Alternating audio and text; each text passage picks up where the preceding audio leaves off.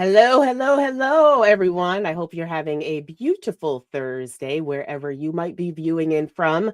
Welcome to Keeping You Wise by Keeping It Real, where we bring authentic and real conversations to fuel the soul that you can share with others. Welcome to our 21st episode, where we will discuss Stuck on Repeat, Why We Don't Release. My name is Paula Bell, and this evening I am flying solo, no pun intended.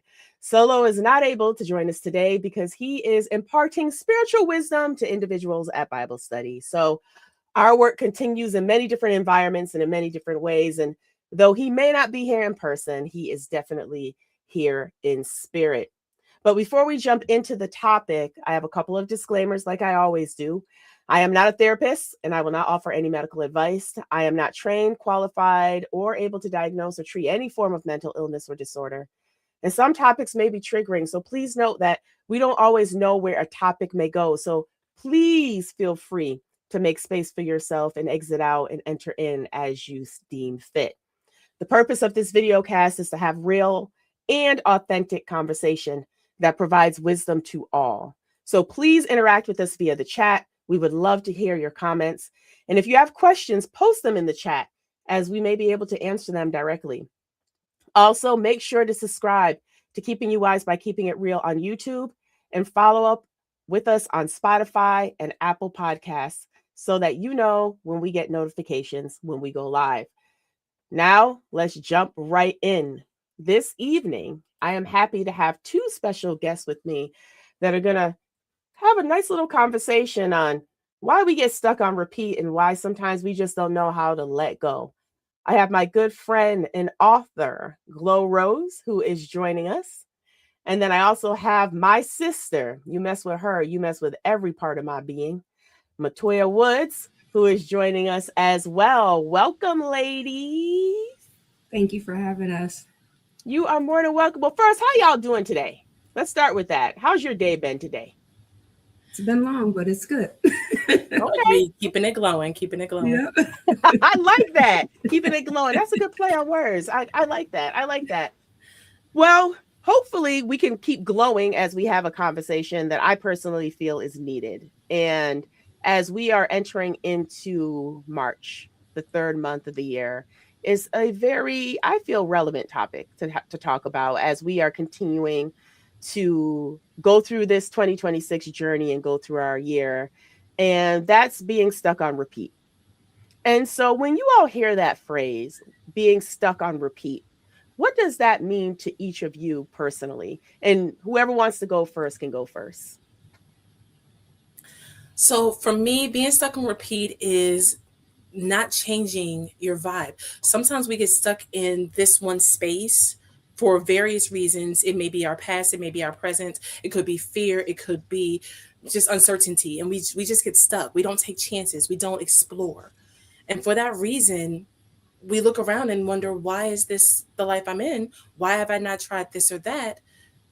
But we don't actually change anything to look at those opportunities, to make to try that new travel, maybe go for that new job. And so stuck on repeat for me is being stuck in the space.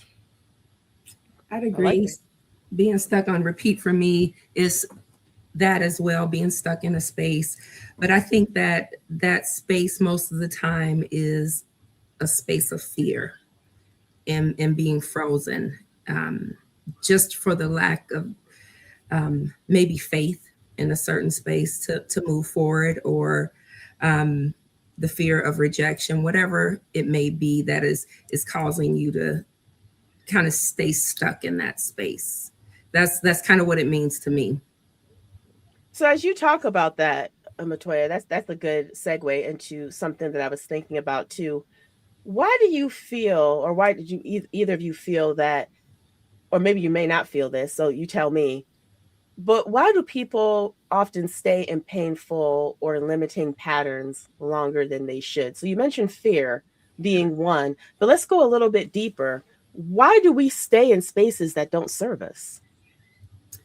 I would say for me, I can speak for me, but in the past year and maybe 6 months now, I've done a lot of work around what is holding me back, what are some of the things that I'm repeating over and over again, and how my neural pathways are working.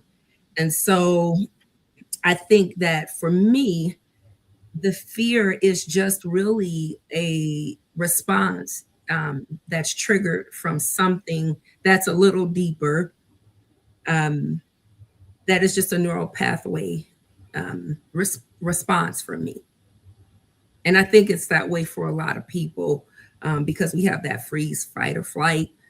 Not many times do we go to the relaxed state when we have trauma or when we have opposition, whatever that opposition reminds you of. I think our body generally goes back to that space right away. Okay. What do you think about that, Glo? I would completely agree. And sometimes it can also be from the actions of others. You know, a lot of us give a lot of ourselves to complete items at work, to complete face challenges throughout life. And people's reaction to that can be so negative because either for one reason or another, maybe because you did excel and maybe they didn't, or because it could be jealousy, it could be envy, it could be any number of things, but their negative reaction, unfortunately, then attaches to us. And so now when a next opportunity comes up, maybe we don't take it because we feel like we don't deserve it, or we don't take it because that reaction is stuck in the back of our minds.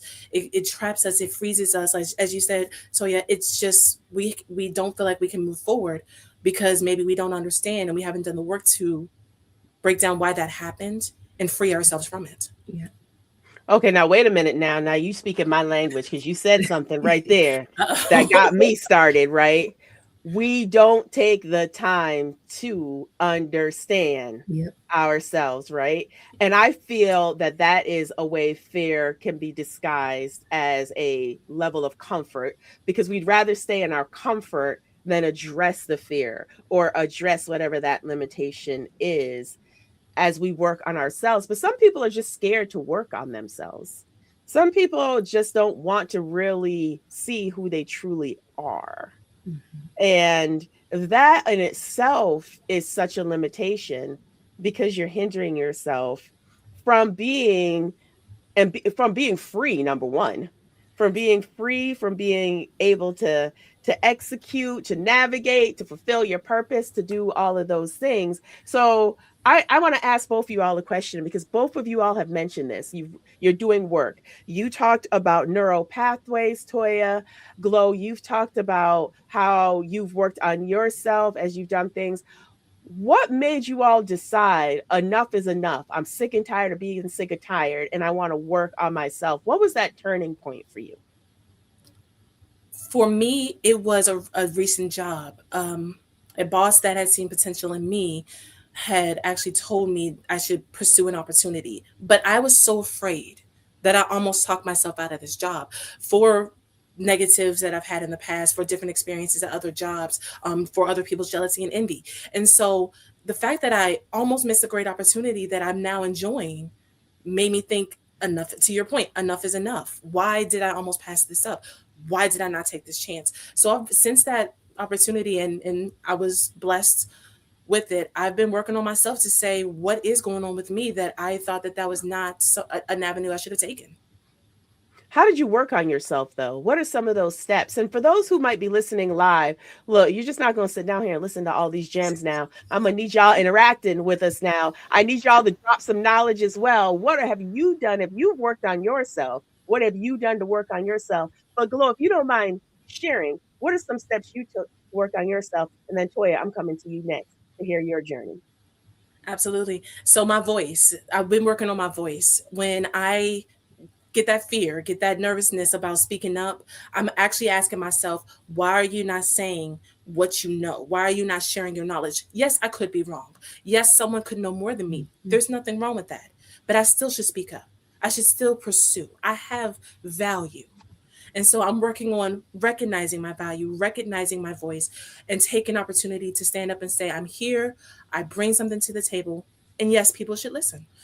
It's still a journey. I'm still in it, but every single day we take another step to be a little stronger in that voice. How about you, Toya? What has your journey been? So for me, I had been struggling, and Paula, you've known me for so many years. You've known a part of my journey and the struggles that I have had with my weight, with just doing career things, just really embracing who I am as a person, and then romantic relationship wise, some of the issues that I've had, and I think the straw that broke the camel's back for me is when I got laid off, because then I realized that my identity really wasn't my own identity. I was wrapping myself in another person's identity, not embracing my own value. And then on top of that, then I had a breakup right at the same time that I lost my job. So it was really a traumatic time for me to deal with rejection and to deal with the feeling of not feeling adequate in spaces.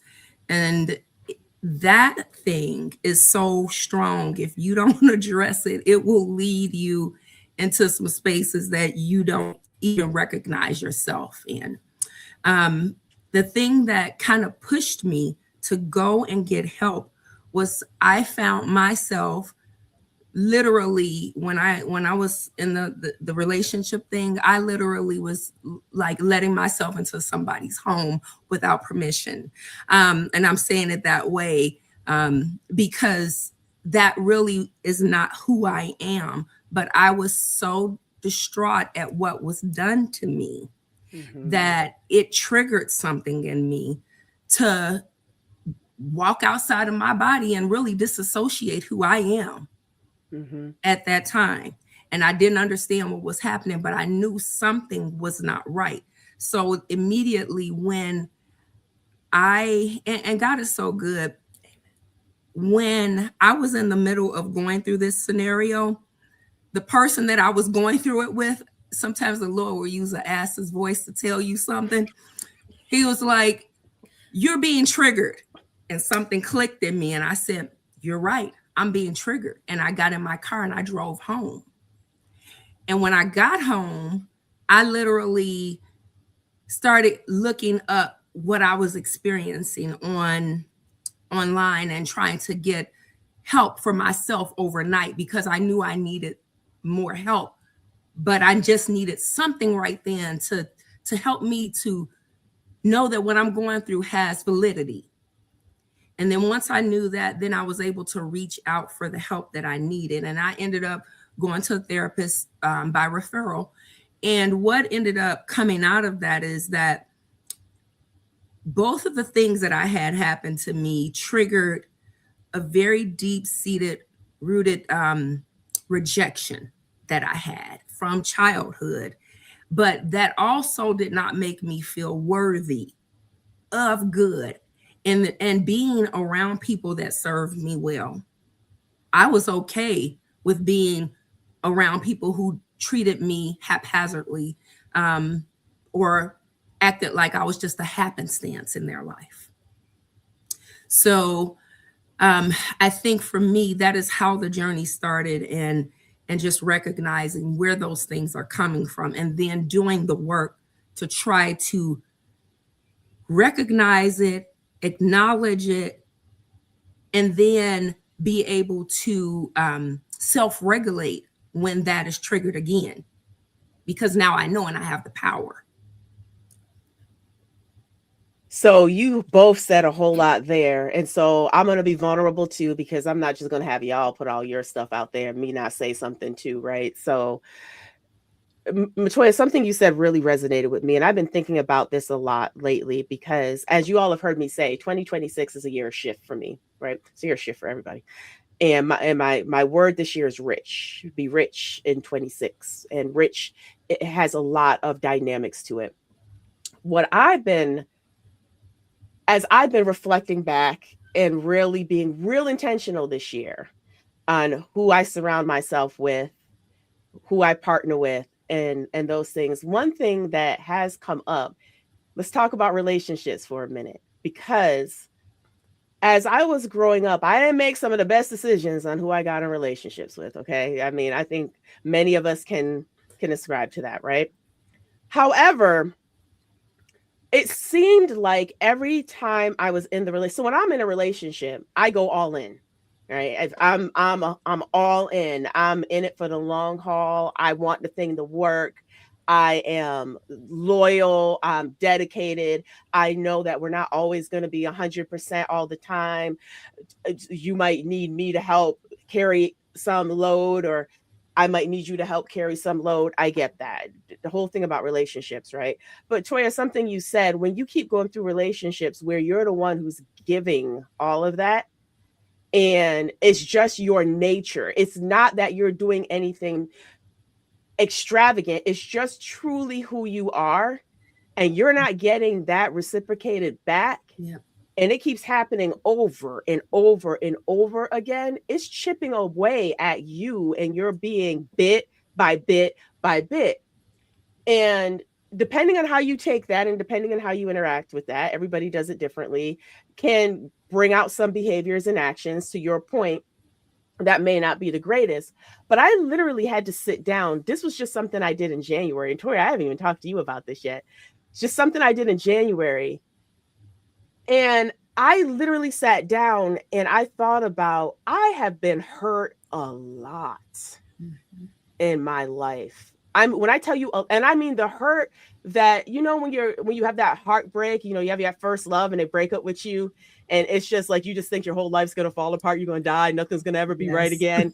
that, right. So imagine having that like 5-10 times, right? Not only in relationships, but in friendships, and letting that keep happening. And I started to think about, dang, I have been hurt a lot. I've gone through some things and still am today. There have been some people who I thought had me.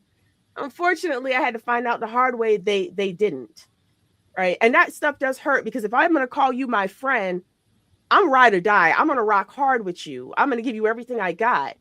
But once you betray me, or once you hurt me to a point of making me look at you side-eyed, I'm done. I let that go, right? But I still realize, doggone it, I'm still damaged.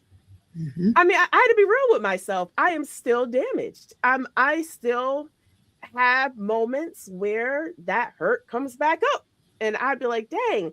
And it gets triggered when somebody does me wrong. Or I feel like, and I don't know if anybody else who might be listening to this, or you all, I sometimes feel like people want to, for some reason, they don't want to be there for me when I'm going through. But once I elevate, all of a sudden you want to give me unsolicited advice. All of a sudden you want to tell me how I should talk and how I should act and how I should behave. But you weren't there when I was struggling. You didn't support me like I supported you. You didn't know that smile I had on my face during that time, I'm crying on the inside because I'm hurting and I don't have anybody else. You weren't there for all of that. But as soon as you see me elevate, you got the audacity to come up to me and start trying to tell me what I need to do and how I need to be and all of that. And I was dealing with all of that in January. I'm going to keep it 100% real. I was dealing with all of that in January, trying to figure things out. Right. And so, and I needed to, that's part of my process, right? You need to go through, you need to acknowledge, you need to figure stuff out. I do a lot of self-reflection on myself. I look at myself first. But when you all talk about that, I almost feel like our identity, and you all can tell me how you feel about this as we get into the emotional and psychological pieces of it.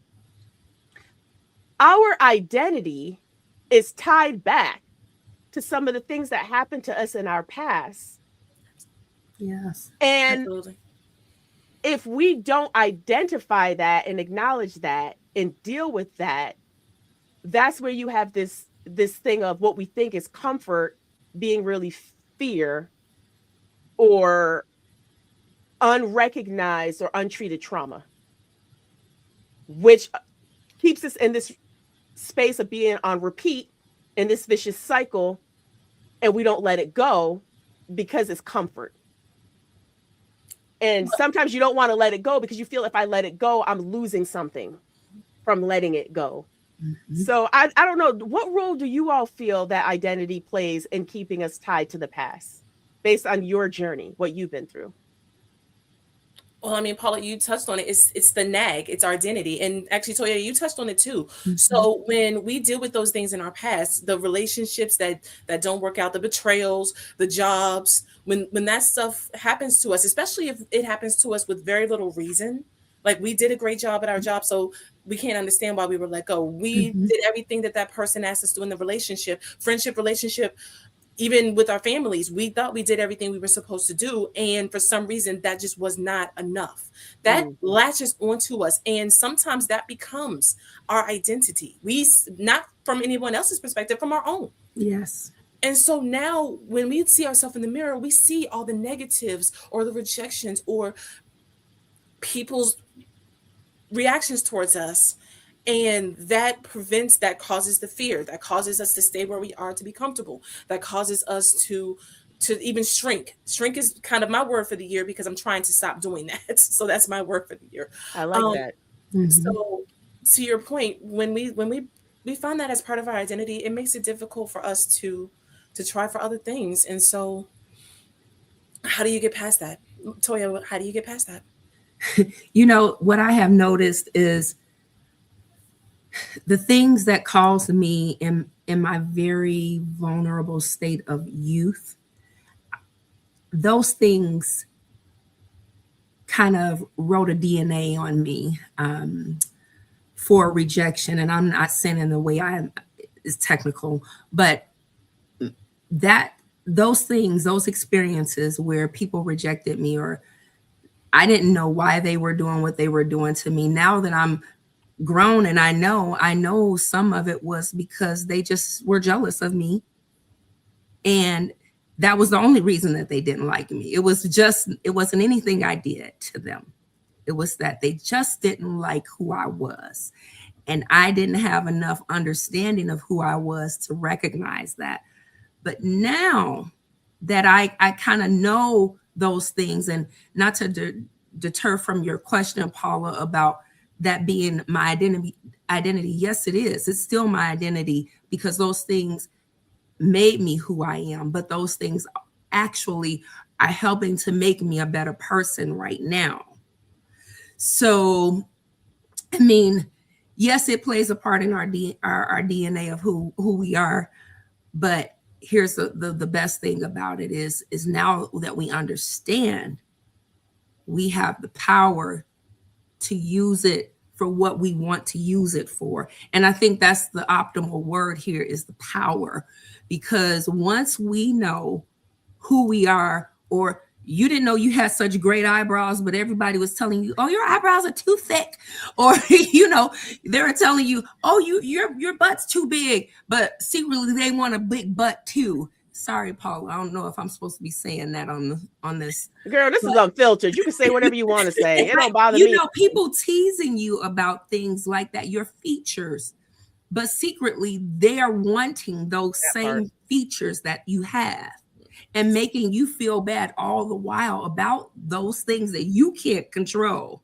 And so for me, what that did is it made me go into depression and always looking in the mirror and saying, I'm not good enough. I need to do this. Oh, my clothes fit to this. And I'm buying bigger and bigger and bigger clothes because I don't want it to touch me in a certain way. And guess what? Then I start growing into those bigger and bigger clothes. So it's a bad cycle. It's a bad cycle. But yeah, it does make us who we are. So that also is a great segue into something else that I think is really important. As you all talked about your journey, you acknowledged where you had areas of lack, where you had areas of positivity, success, where you had challenges, whatnot. Where does forgiveness play in this? Because I know I had to forgive myself for some of the stuff that I said to myself and some of the stuff that I did to myself and some of the stuff that I allowed to happen and some things that were out of my control that happened that didn't have nothing to do with me that I was holding on. I had to go through this process of forgiving myself.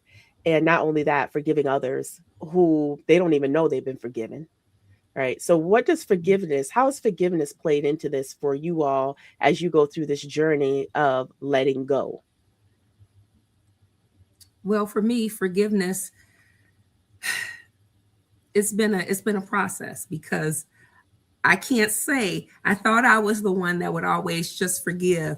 But then what I've noticed is, yeah, I've surfacely forgiven, but not deeply within my heart forgiven, because sometimes my therapist had to point this out to me. Sometimes we carry resentment. That is what she said, that's a cousin to envy.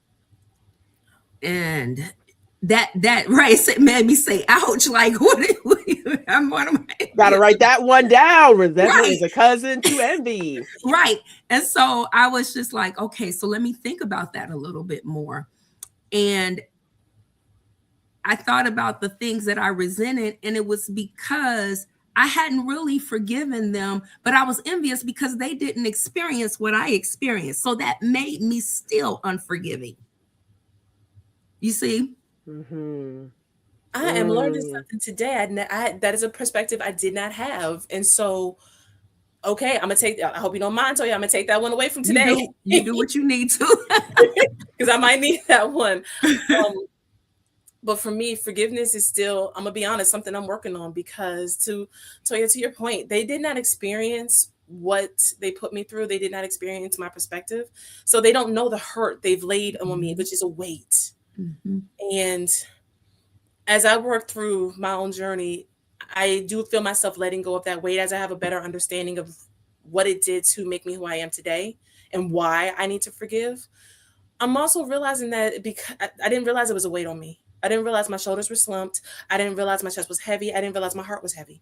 And so as I understand myself better and understand those actions better from others, I find myself really feeling lighter. I find myself, my voice, as I told you, my journey is about my voice.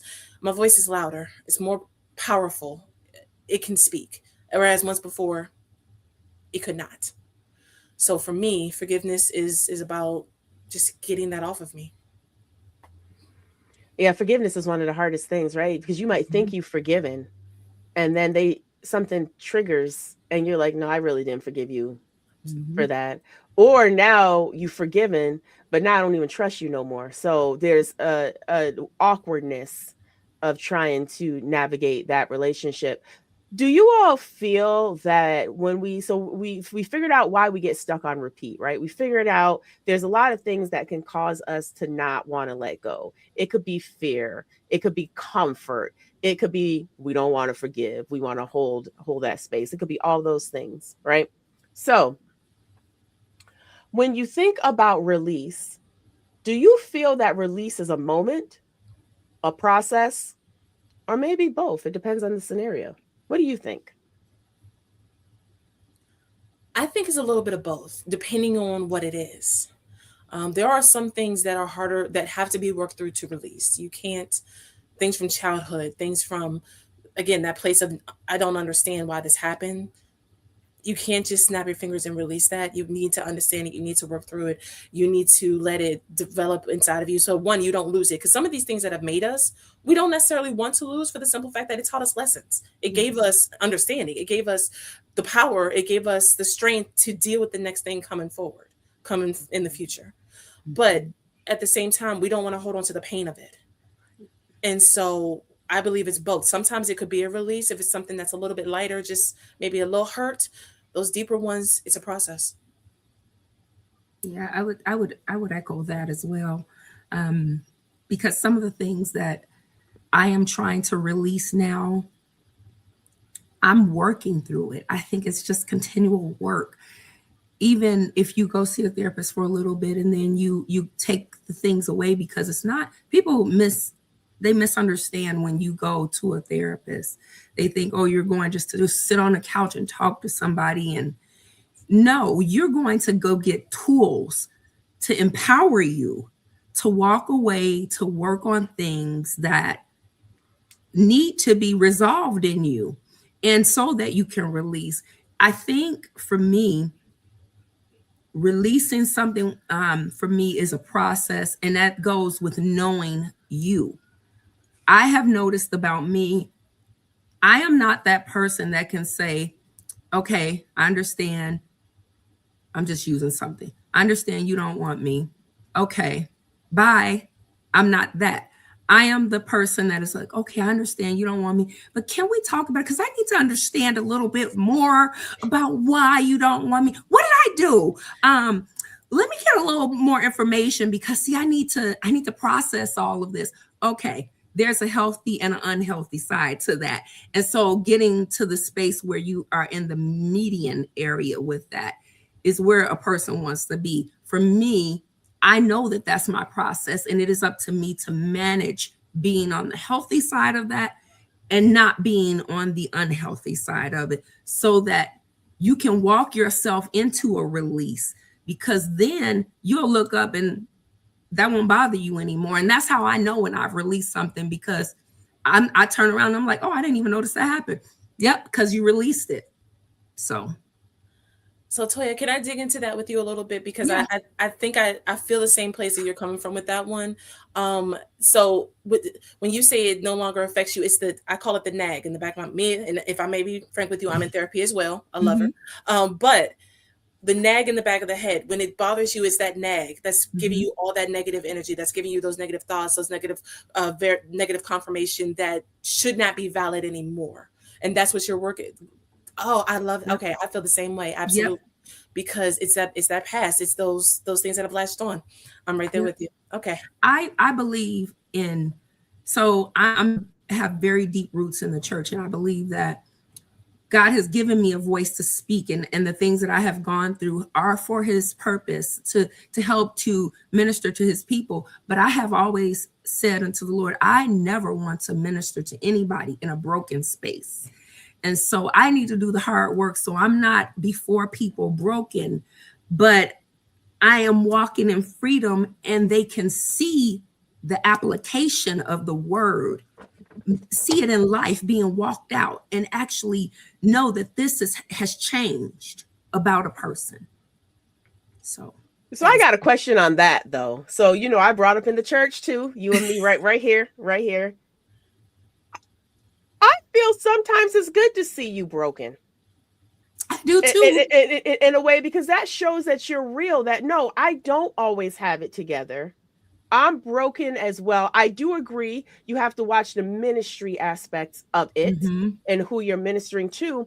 But I personally think, this is just my personal opinion, that for those of us who were like really just pretty much in the church day in and day out, the reason why some of us are in therapy right now is because that what was taught in the church right, caused some trauma too, to be honest with you. Yes. Because we were always told, well, God has not given you a spirit of fear, but of a strong mind. We strong, we this, we that. Okay, we are, no doubt.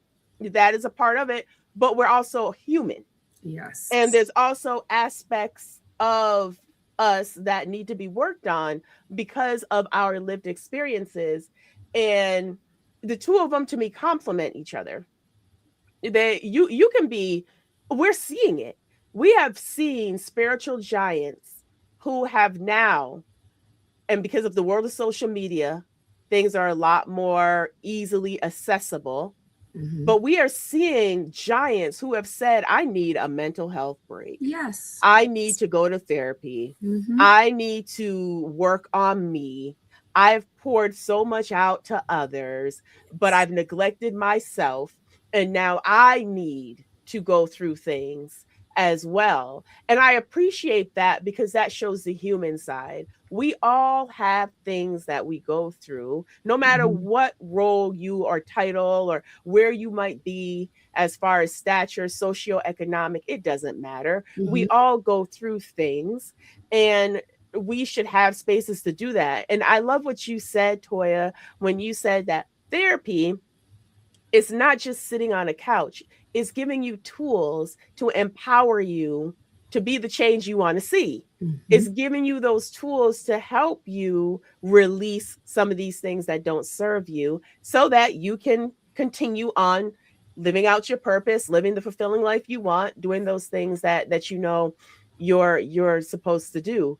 Yeah. What do you all feel, whether from your own experience or from people who you've been around, What do you feel is the first sign that someone is ready to let go? They're ready to release. I'm going to say tears.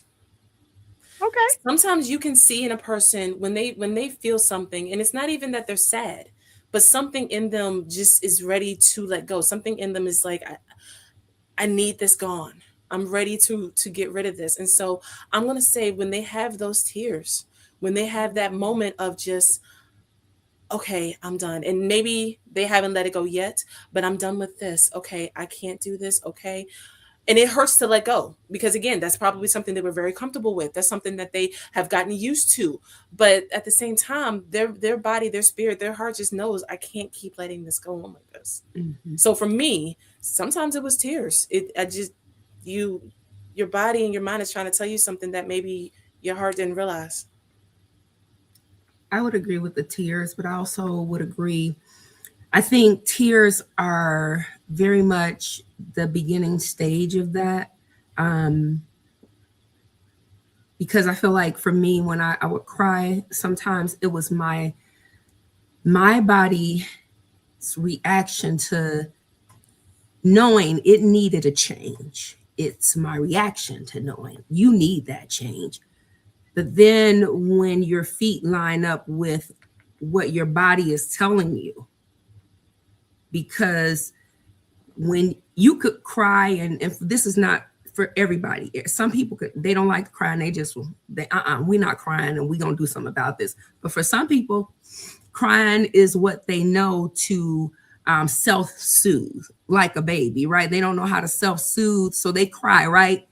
But some people need to cry first, but they need that straw that breaks the camel's back. In some instances, there are hard learners out here, and I was one of them, very hard learner. And I didn't get what I didn't get until I got knocked upside the head to get it, because my level of pride was shaken to the core. And I had never been in a situation where my pride was so hurt that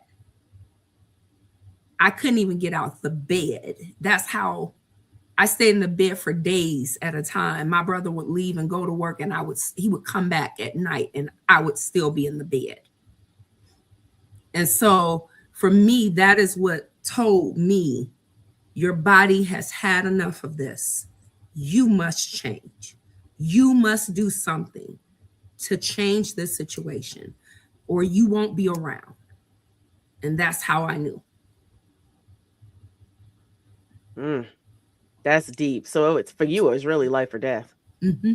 It really got to that point of, if I don't change, I'm just going to stay in this state. And I understand that, because I had a point in my life where I was the same, where you just don't want to.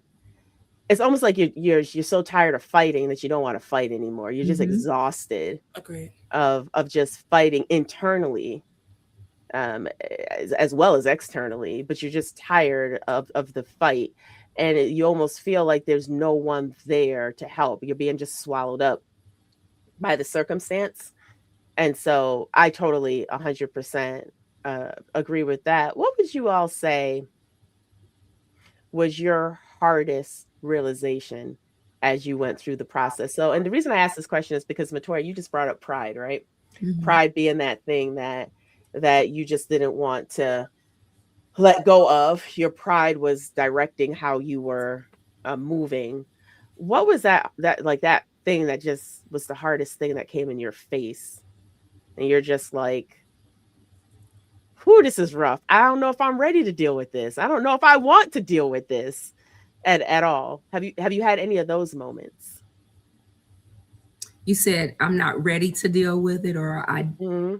It's so, yeah, it's just been, it's so daunting and so big that I'm just like, I would rather avoid it than deal with it. But you have to deal with it, though, because if you don't, you're not going to get to where you want to get to. But it's one of those things that you look at it and you like turn away. Okay, you go back. Okay, I got the strength now. I'm gonna deal with it. Nah, I'm good. no, I'm good. And then it's that thing that just keeps coming that was a real huge barrier that you had to get through. What was that thing and how did you get through it?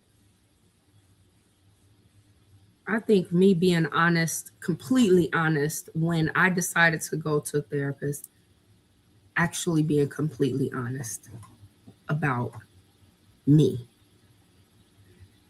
and my circumstances and not caring about how I was looked at that time.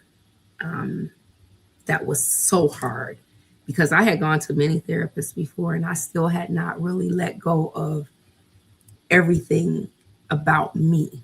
But this time, I let go of everything about me.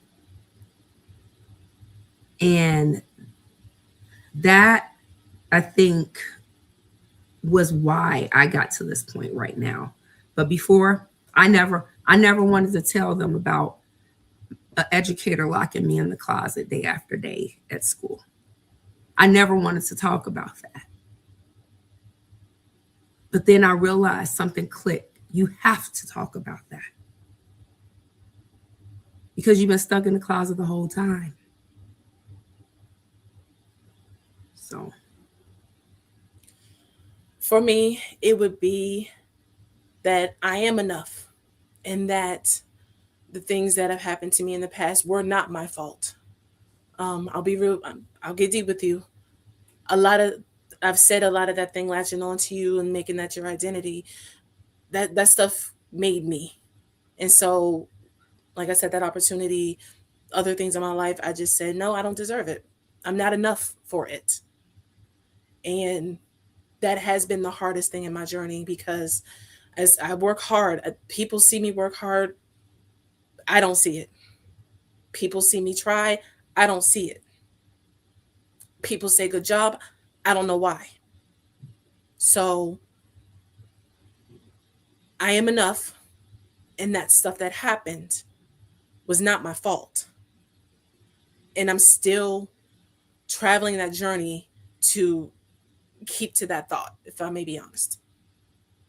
So, Glow, I hope you don't mind me sharing. And if I do, just say, shut up, Paula. I won't be offended. I won't. I really won't. I really won't. So, Glow, I've been a part of your journey. Actually, I've been a part of both of y'all journeys. I've been a part of a lot of Toya's journey because Toya's been a part of a lot of my journey too, of things that have happened to me, right? I remember when we had the conversation, when you and I were talking. I don't remember if it was a year ago or whatnot.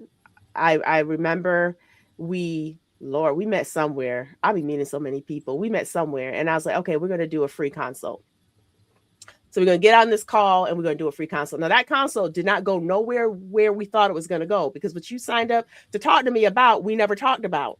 I don't think we ever got to the topic because you were really struggling at that point in time of you feeling you were worthy, just worthy of compliments, worthy of accolades, worthy of recognition. And I remember having a conversation with you and we were talking and it was like 45 minutes or so. And I was just asking you questions and you eventually was just breaking down, right? And you were beginning to peel that onion, right? All those layers, some of them were shedding. You were starting your process, and it is a process of that. And knowing that, again, the things that were out of your control, they were out of your control. It is not your fault for those things that were out of your control. For some reason, we have a reason of holding those things in and taking it on as if it's our fault, and it wasn't. Mm-hmm. You at that point in time didn't deserve what happened to you, but the guilt and the pattern and the rejection and all of that keeps happening over life, again, all that stuff starts to stack up, and then it's a buildup, and you actually start believing the mess because that's what you're hearing, right? Mm-hmm. You start believing. That's why I'm really huge on when people are speaking to you and using certain words, don't allow people to use words that don't serve you over you. And don't allow yourself to speak those words over you either, because words do manifest.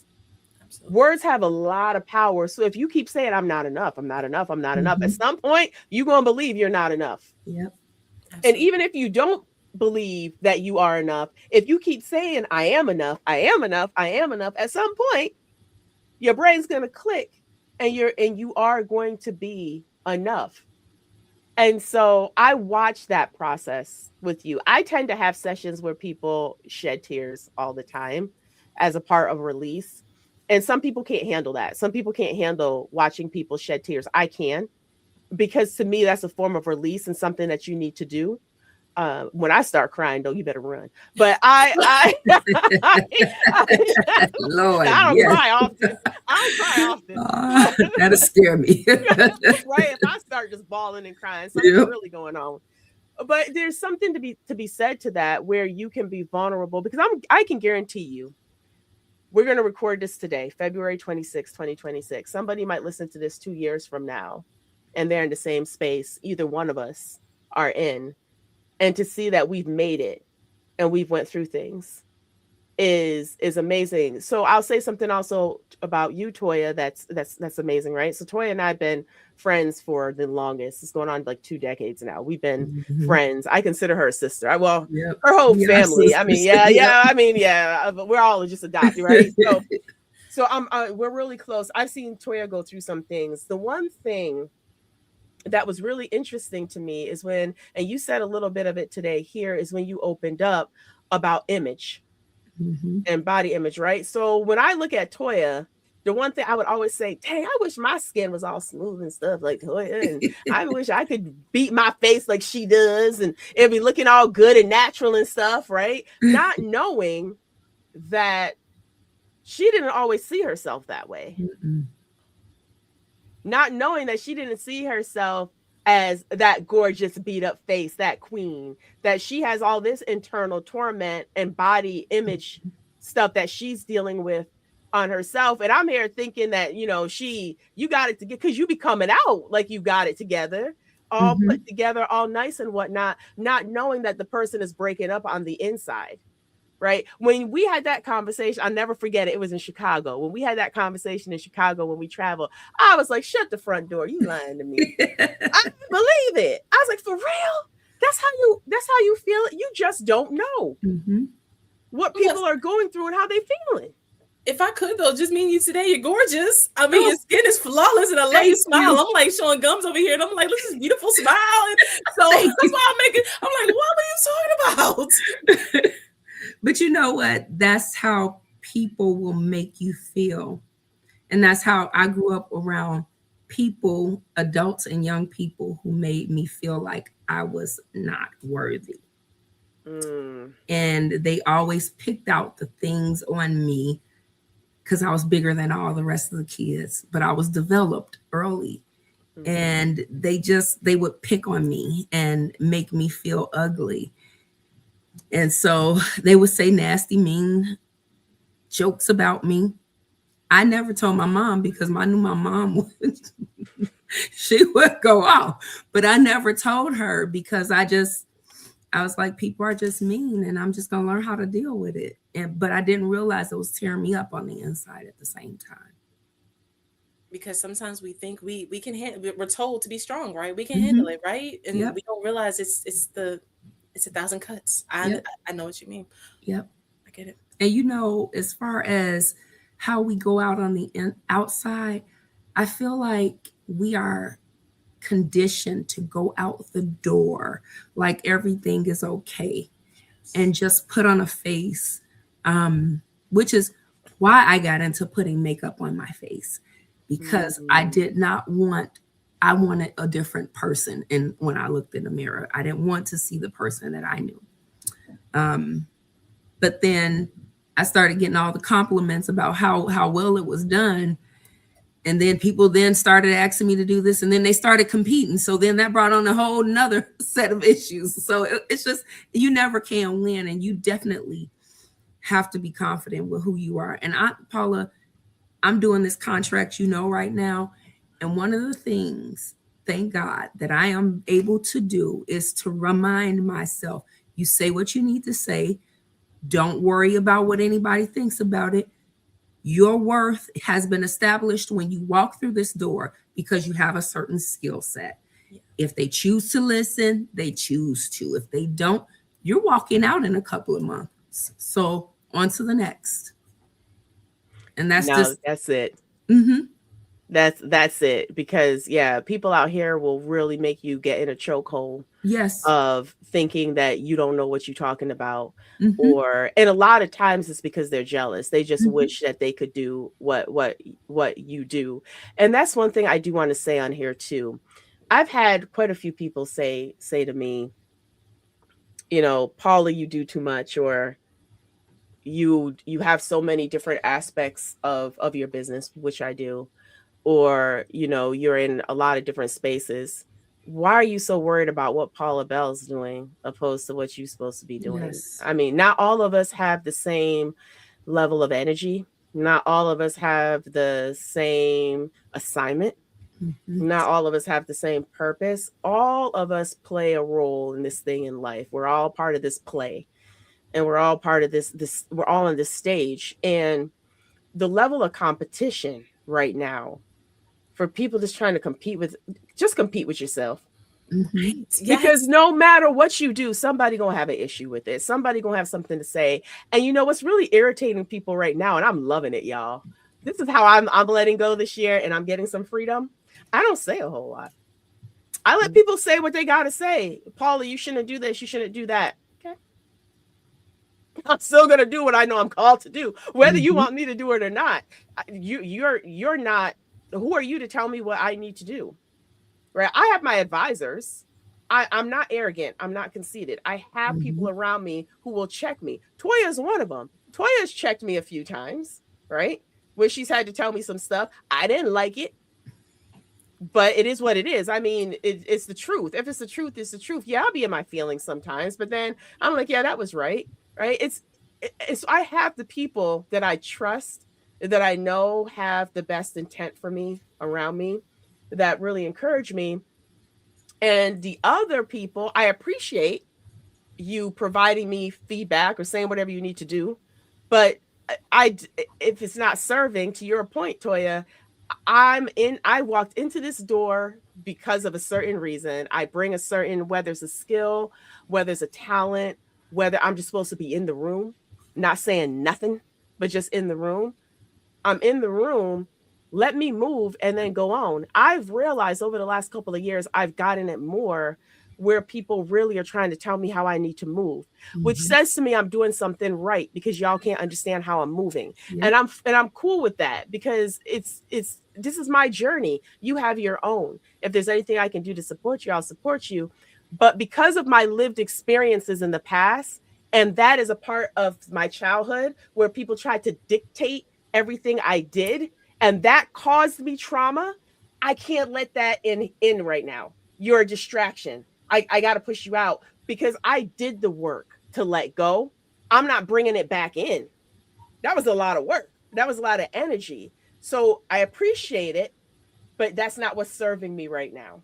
And I have to know when you go through therapy and when you go through those things where you're getting those tools and techniques, you really do get empowered and understand how you need to move. And how you need to interact. And there's going to be people who are going to be upset with you because they don't understand why you're moving the way you're moving.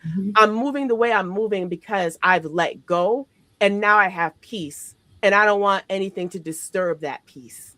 And if you can't respect that boundary, then we're just not at this point in our lives. Our season is over. The chapter is closed. It's time to move on. And it's okay. It's okay to do that. What's not okay is to keep living this facade that other people have put on you that you know is not really you, because you're not giving yourself the space to really do the work that needs to be done to not be stuck on repeat. Yes. Absolutely. Yes. Right. And that's the thing. And when you get to that point, you really begin to value yourself more. You really begin to value your voice more, who you are more. That makeup now is a compliment, not a facade. It's not a mask, right? It's truly who you are. It's just a compliment to bring out your true beauty. But all this other stuff, yeah, it's over. because look at the world we live in right now, y'all. Look at our young people. Look at what Yes. they going through. Yes. We don't have time No. for this these adult shenanigans because we're gonna lose our youth if we don't get it together. So if that's therapy and coaching, if that's letting go, you got to do what you got to do. So in our last 5, y'all, before I wrap up with final thoughts, what is one piece of advice? You all have been through this journey of a lot of different things, and you're still going through the journey. So one thing we said today too, we're still a work in progress. Yes. So the work isn't done. We're all still going through the journey, myself included. What is one piece of advice you want to leave with those who are watching right now or may view this recording at a later time? I would say find a starting place. Sometimes, depending on what you need to work through, it's hard to know where to even start. Which topic, which hurt, which trauma. Just pick one. It could be the smallest one, it could be the biggest one, but find one and start from there. And once that one's gone, go to the next. Just don't let yourself stop until you feel you've achieved that piece. I love it. I would say be true to self. Be true to yourself, who you are, who you think you are at the moment. Be true. Because if you are not, then you are not giving yourself the opportunity to let things unfold and for your true identity to actually stand up. Sometimes it takes us to acknowledge these are the things that I feel right now. One thing that I did a lot of is I don't feel worthy. I don't feel adequate. I don't feel loved. I don't feel pretty. I don't feel this. Whatever that is for you, acknowledge it. But when you acknowledge it, it's either you take the steps to do something about it, whether that is going to a professional to talk through those things and figure out where exactly that's coming from. If it's true, if it's not true. Or if you are just the type of person that you want to pray about everything, then that's a great place to start too. Go ahead and do it. But I will tell you that it takes work. So be prepared to work, but be honest with self. I love all of that. I love all of that. And I will also add, to wrap it up, that sometimes the hardest chains to break are the ones we've learned to live with. Yes. But healing begins the moment we stop asking why this keeps happening and start asking what we're ready to release. Because your future isn't waiting on time. It's waiting on your courage to let go. So let's stop being stuck on repeat and let's release, even if that means it's going to look a little bit different as you go on this journey. Glo and Toya, how can people keep up with you? If they wanted to connect up with you, further have conversation, just follow you, see what you got going on, what's some ways that they can connect up with you? You can visit my website, glowrosebooks.com, or you can follow me on Facebook and TikTok and Instagram, Glow Rose Books. So I am not a big poster on Facebook or any of that. I think right now I'm just on Facebook, Instagram, and TikTok. And I'm under my name, Matoya Woods. There are people out there who have duplicated me on Instagram and TikTok, I believe. But on Facebook, I have a picture of me and my dog. So if you find me on Facebook, that's where I am most of the time.